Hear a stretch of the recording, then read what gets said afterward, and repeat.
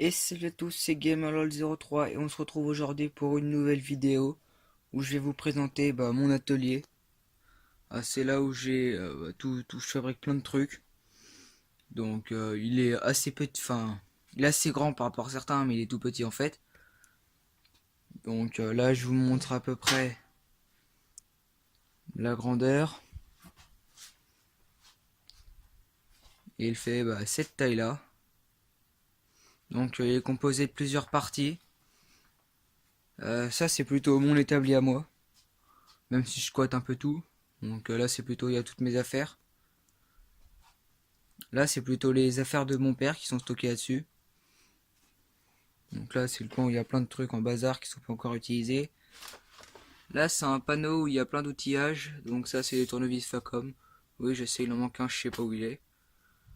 Donc là, c'est plutôt le coin des pinces. Là, il y a un marteau que j'adore, mais que j'aime pas parce que je me suis déjà tapé sur les doigts avec. Là, c'est tout ce qui est scie, niveau, les petites limes de précision. Là, j'ai toutes les clés, mais je compte en racheter un jeu de Facom. Donc mes clés à molette, un grand réglet. Donc de mon côté, il y a un peu moins de choses. Là j'ai une spatule. Ça c'est mon étain. Là c'est là où j'ai toutes mes limes. Des tournevis plutôt électricité. Un pointeau. Là c'est des forêts plutôt sympas que j'ai trouvé chez Lidl. Donc j'utilise jamais avec ces forêts là, mais j'utilise juste la bague. Donc ça permet de pré-percer et en plus de faire un trou pour la tête de vis. Donc c'est très pratique pour le prix que je les ai payés. Donc là un maillet que j'ai fait moi-même. Et là un jeu de ciseaux à bois de merde. Dessus lampe à souder, réserve avec des tubes. Ça c'est tout le bordel. Là j'ai des pots, plein de pots. De la peinture et quelques produits chimiques. Des pots. Et là j'ai une vieille scie. Un marteau de carrossier. Un marteau, une rifteuse et des pots à crayon. En dessous, j'ai produits chimiques, peinture. Là, j'ai mon étau qui est pas monté, qui est censé être là-dessus, mais je l'ai viré pour l'instant. Une boîte de vis, mon fer à souder. Ou il est peut-être pas là. Et ici, j'ai un placard à bordel. Et au-dessus, un tiroir. Donc ça, c'est des jeux de forêt. Je vous conseille de prendre des trucs comme ça. C'est pas très cher. Moi, j'ai payé ça 2 € pièce. Donc j'ai tout ça de forêt. Bornier, une petite visseuse, mais celle-là je m'en sers plus. Du gaz, mais ça elle est vide. Donc ça c'est une réalisation en cours. Donc de l'autre côté, il y a de l'outillage, des vis, je sais plus. De ce côté-là, pareil, outillage, sac de 240 litres. Oui, c'est ça, 240 litres. C'est très pratique. Quand je travaille beaucoup, que je fais un gros truc, j'en prends un, je le mets dans ma poubelle, les grandes poubelles de maison. Où je jette les sacs. Là aussi, vis, des outils. Ça, c'est une boîte où dedans il y a des fils. Donc, de ce côté-là, c'est plus étriqué, mais il y a une perceuse visseuse Hitachi, je crois, mais elle marche plus. Là-dedans, une boîte à outils, mais je ferai la présentation des boîtes à outils après. Au-dessus, un coffret de cliquet. Là-dedans, il y a des trucs de meubles de cuisine. Ça, c'est une boîte où il y a du papier à poncer et de quoi nettoyer les pièces, les brosses métalliques qui tournent. Ça, c'est aussi une boîte à outils que je présenterai. Là-dedans, je sais pas. Et là-dedans, il y a ma scie à dos avec la boîte à onglets. J'ai aussi un tiroir avec tout ce qui est colle, lunettes de protection, un multimètre. Celui-là, il est très bien. Bon, il est un peu pourri, mais il est très bien, sauf que quand on oublie de l'éteindre, ça bouffe les piles. Pour l'instant, j'en ai eu pour plus cher de piles que du truc en lui-même. Protège genoux, agrafeuse. Donc là, c'est un truc très utile quand on n'a pas de perceuse à colonne. C'est un support. Bon, le mien, il est vieux. il a du jeu. Bon là la perceuse n'est pas fixée dessus, mais quand c'est fixé il y a du jeu. Mais en lui-même il marche très bien. Donc là bah, c'est pas crayon, là-dedans il y a un pied à coulisses, ça c'est une armoire vide que je comptais fixer mais j'ai pas eu le temps. Ça aussi c'est très important, tout trier, étiqueté. Ça c'est des caisses où il y a, là-dedans j'ai des plaques en métal et bon, des bouts de métal. Là-dedans c'est du bordel, des chutes, des bouts de câbles, de tout. Là c'est des rallonges électriques. Là-dedans bah, il y a ma scie circulaire. Ça c'est une boîte, je sais plus ce qu'il y a dedans.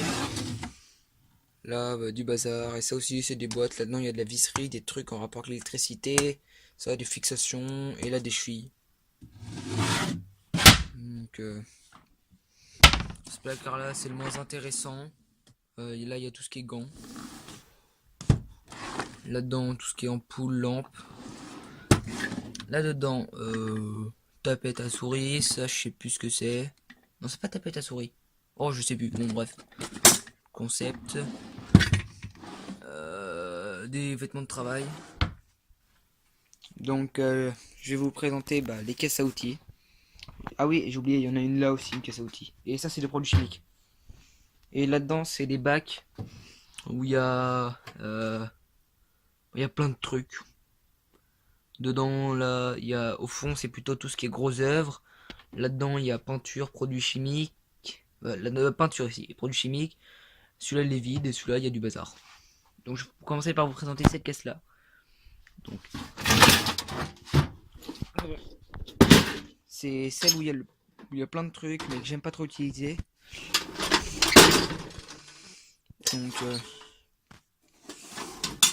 Donc c'est comme ça. Au fond j'ai tout ce qui est clé. Là j'ai le truc qui coupe. Voilà, il y a des lames de cutter. Là, cutter, là, bah, les lames ici. Il y a des mines, un pinceau. Là c'est l'étage des pinces. Bon c'est des vieilles pinces, mais elles marchent. C'est tout ce que je leur demande. Là, pincetto, des grosses clés. Ça c'est un petit support de fer à souder cheap, mais je l'utilise jamais. Ceci c'est oh je sais plus comment ça s'appelle, mais c'est une grosse clé, c'est plutôt pratique. Là-dedans étage des tournevis. Là-dedans étage des clés clés-sipans. Vous voyez ça c'est des supports de clés-sipans cheap et voilà. Et là c'est l'étage de tout ce qui est marquage. Donc ça c'est plutôt là où il n'y a que des outillages. Ça c'est les plus neufs que j'ai. Donc voilà. Bon là-dedans il y a lime, cutter, crayon, ça c'est un pointeau, un burin, un truc pour taper dessus. Donc ces outils là ils marchent bien. Niveau, lame de cutter. Dedans il y avait des petits colliers en plastique mais je les ai plus, je les ai tous utilisés. Là tournevis. Là des clés, embout, 1 mètre. Ça c'est très pratique, les gamelles rondes comme ça avec un aimant. Il suffit de jeter une vis dedans et c'est monté. Du coup je peux le mettre à l'envers et hop, pas de risque, je peux taper dedans et ça sortira pas. Donc marteau, douille, donc ça marche plutôt bien. Pour l'instant je sais pas ce que ça donne sur la longueur parce que ça fait que depuis 6 mois que je l'ai. Mais mon avis c'est que c'est rentable. C'est pas excessivement cher, c'est une centaine d'euros. Là-dedans je sais pas du tout ce qu'il y a. Là-dedans, voilà c'est vis, boulonnerie et petite plaque en métal. Donc là-dedans il y a ça, c'est très marrant, je savais même plus que je l'avais. Donc ça permet, c'est une clé où on peut tout serrer avec. Et au fond il y a cisaille à tôle, gros tournevis, pince à cheville molly, ouais je crois que c'est ça. Et c'est une poinçonneuse pour les trous de ceinture. Donc cette caisse là c'est la moins complète. Mais elle va se grossir, ça je le sais. Parce que j'achète de plus en plus d'outils. Donc oui, j'ai ces deux kits là aussi.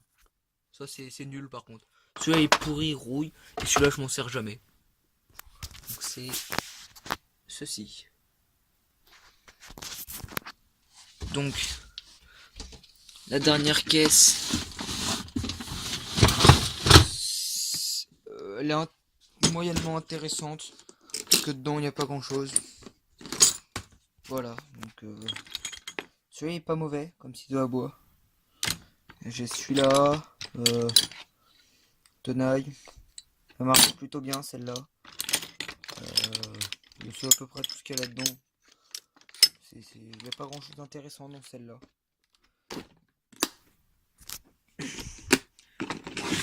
Là, je vais vous présenter plus spécifiquement certains de mes outillages. Donc là-dedans j'ai ça. Ça c'est ce que je vous déconseille le plus. Parce que vous allez comprendre quand je vais l'ouvrir. Voilà. Il y a plus qu'une meuleuse dedans. Alors qu'à la base c'était un kit. Bon moi j'ai jamais conduit la perceuse parce que j'étais trop petit. Mais à la base c'est un kit où il y a perceuse, scie sauteuse et bah meuleuse. Sauf que la scie sauteuse a cramé, la perceuse aussi d'après mon père. Donc je vous déconseille ou acheter juste l'outil en lui-même seul. Même si je vous conseille d'attendre pour acheter après des bons outils. Ou même moi j'achète tout chez Leroy Merlin donc je prends souvent de la marque Dexter. Donc c'est une marque qui marche bien. Donc excusez-moi pour la main. Donc là-dedans j'ai ma ponceuse. Donc voilà, bon les dents sont jus quoi à la poussière. Donc ça c'est un outil qui marche plutôt bien. Je peux pas vous donner sur le temps, enfin je peux pas donner mon avis sur la tenue dans le temps parce que c'est des outils que j'ai depuis pas très longtemps chez moi. Là je dois faire 3-4 ans la ponceuse. Et ça doit être à peu près pareil. Donc voilà, ça c'est un outil multifonction, donc lame, ponceuse. Oh c'est pas mauvais, ça marche bien. Sur les métaux mous ça marche à peu près. Mais c'est pas top top. Vaut mieux utiliser une meuleuse ou des outils comme ça spécifiquement. Ça c'est une boîte, elle est vide. C'est la boîte de ma scie sauteuse que j'ai fait moi-même la boîte. Bon elle avait déjà été utilisée donc voilà. Elle marche plutôt bien pour son prix. Je crois que c'était 39 €, je me la suis fait offrir. Parce que mon ancienne a cramé, j'ai pas trop les moyens d'acheter. Donc ça, c'est à peu près tout ce que j'ai. Il y a ça aussi en outillage. Ça qui est très cool, que j'ai acheté il y a 2 jours. Ça marche très bien, même très très bien. Un petit outil rotatif, sorte de Dremel. Celui-là il m'a coûté 25 €. Donc c'est très très rentable. C'est la marque toujours Leroy Merlin, là, Dexter. Donc ça et le petit bébé. Perceuse Makita, 14,4 volts, 1,5 ampères. Ça marche très très bien. À la base je voulais une 18 volts, mais vu que c'est pas mon argent avec lequel on l'a acheté, mes parents ils ont préféré prendre ça. Donc ça marche très très bien. Donc il y a aussi mon aspirateur. Donc c'est du Parkside. Oui c'est du Lidl, ça marche bien. Contrairement aux apparences, il fait cheap, il fait plastique, mais il aspire vachement bien. Parce que comme vous pouvez le voir ici, là c'est les aspirateurs. Celui-là, bon, il est increvable, il aspire tout le plâtre, la poussière. Mais les autres, ils marchent plus. Et celui-là, il a cramé même. Donc c'est scandaleux. Donc il y a ma scie sauteuse qui est ici. C'est un système sous table que j'ai fabriqué moi-même. Donc voilà, la lame elle ressort ici. Elle est guidée par 2 roulements. en lui-même, le bras est pas fixe, il est fixé à la table par 3 vis qui sont en dessous, là on les voit, avec un système d'aspiration qui est plutôt sympa. Là c'est toute ma collection de serre-joints. Bon, c'est du serre-joint cheap, hein. Ça vaut, je crois, ils ont payé 5 euros pièce, mes parents. Ça coûte 2 euros les deux. Et bah ça c'est des 2,17 € les deux. Et il y en a d'autres qui sont beaucoup plus vieux. Donc tout ça, bah, c'est la réserve de bois. C'est plutôt complet. Là aussi j'en ai. Là. Et j'ai même une partie qui est plutôt dans le fond de mon garage. Voilà. Donc niveau stockage, j'ai ce qu'il faut. Là-bas j'ai des tréteaux dans le fond. Avec une échelle. Bon là il y a la remorque, ça prend de la place. Mais sinon, comme atelier c'est super sympa. Il y aura ce meuble là qui servira à remplacer ceci. Et cette table là est plutôt pratique. Quand je vire le bras, ça permet de faire une table de découpe centrale. Parce que quand on est ici, c'est pas pratique pour découper des grandes longueurs, genre ces planches là. Pour les découper à la scie circulaire, c'est pas pratique. Donc je commence à avoir pas mal d'outillage, mais tout ça n'a pas été acheté en un jour, hein. Genre la plupart des outils, ça a été acheté sur... Enfin, ils ont été achetés sur plusieurs années. On établit, ça fait 1 an quasiment que je travaille pour le perfectionner. Là, c'est petit tiroir que j'ai fait. Donc oui, là aussi, il y a du Lidl. Ça marche bien. Ces vis là, j'en ai cassé 2-3 la tête, mais ça c'est normal parce que je cherche comme un bourrin. Donc là-dedans, il y a fer à souder. Ça, c'est un pyrograveur qui se monte sur une alim 12 volts. Donc elle est là, mon alim 12 volts. Elle marche plutôt pas mal. Donc si j'ai un conseil à vous donner pour l'achat d'outils, économisez, achetez pas de la merde, genre ça. J'ai passé je sais pas combien de temps à les affûter. Et encore, je galère un peu parce que je dois le faire avec du papier à poncer vu que j'ai pas l'argent pour acheter des pierres. Des pierres pour affûter. Donc le conseil c'est vraiment attendez pour acheter des bons outils ou acheter des trucs bien pourris. Genre ça. Mais vraiment économiser, acheter du Bosch, surtout du Bosch Pro. Ça marche beaucoup mieux. Et c'est une petite vidéo pour vous présenter mon atelier en général, qui est plutôt sympathique. Et je mets un conseil aussi, mettez genre une somme par mois. Genre moi je mets 20 à 30 euros par mois. Et attendez des promos, genre des soldes et tout ça pour acheter des outils. Et moi je vais dans un Leroy Merlin. Ils font un truc plutôt sympa. Ils vendent les chutes pour 2 euros, peu importe la taille de la chute quasiment. Il y a un bac en fait à côté de la menuiserie et ils vendent les chutes de bois. C'est pour ça que j'ai du contreplaqué, des mélaminé, j'ai plein de trucs. Et ça marche, et c'est vachement rentable, ça évite d'acheter des grandes planches. Donc c'était une petite vidéo. Moi je vous dis à la prochaine. Sûrement pour vous présenter l'utilité de ce truc. Donc à plus.